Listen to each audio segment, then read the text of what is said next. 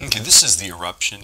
You can look up the radius on the physics website. We also know what this distance here is, right? But the radius is something that we've actually measured directly. And you can get the period by either you measured it when you were at Oaks Park, or you can use a video to do that, right? The same way you did that you can do for the Ferris wheel, right? You just got to click it all the way around, okay? So a lot of things you can calculate. You can figure out the tangential velocity, right? That's how fast you're going. So this would be the period, this would be the radius, right? The exciting thing to do, of course, is to figure out the centripetal acceleration, right? And the best way to do that is 4 pi squared r over t squared, right?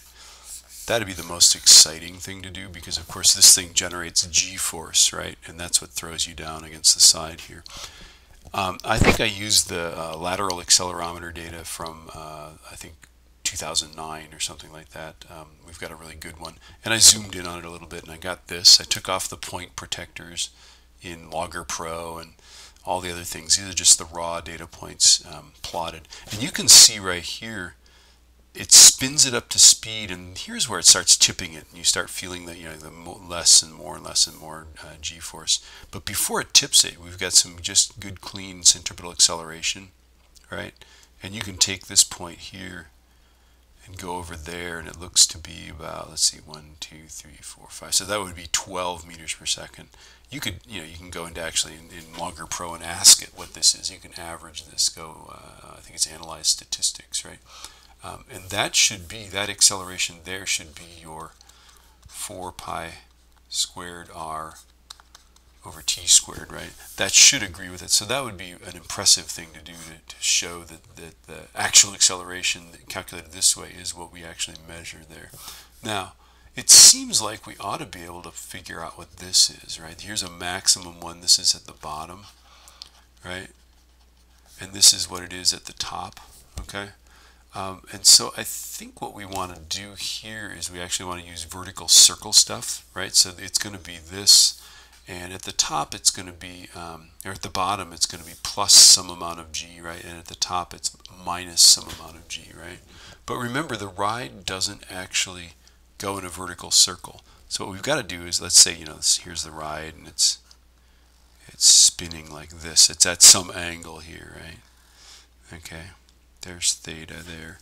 Okay, if you could figure out what that angle is, and you ought to be able to do that by looking at one of the side videos. Look around on the site. We've got a really good video of it from the side. If you knew what that angle was, then gravity at this point is actually straight down, right? So you're feeling at this point, you're feeling the g-force, right? This is the centripetal acceleration, right? The 4 pi squared r over t squared, right? And then you're also feeling gravity, which is actually straight down, right?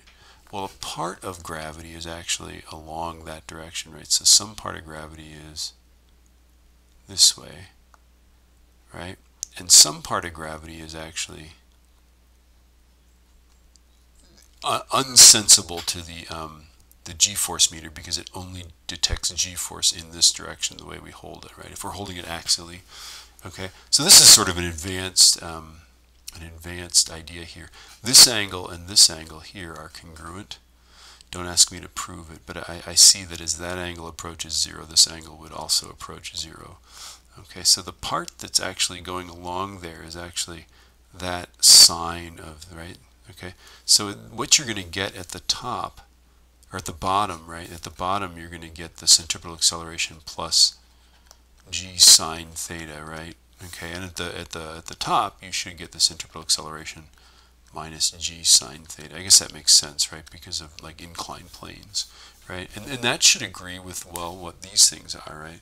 Roughly what this maximum thing is there, and roughly what this minimum thing is there, right? We ought to be able to derive that or get something close to that, assuming it spins at the same speed when it's tipped up on edge, right?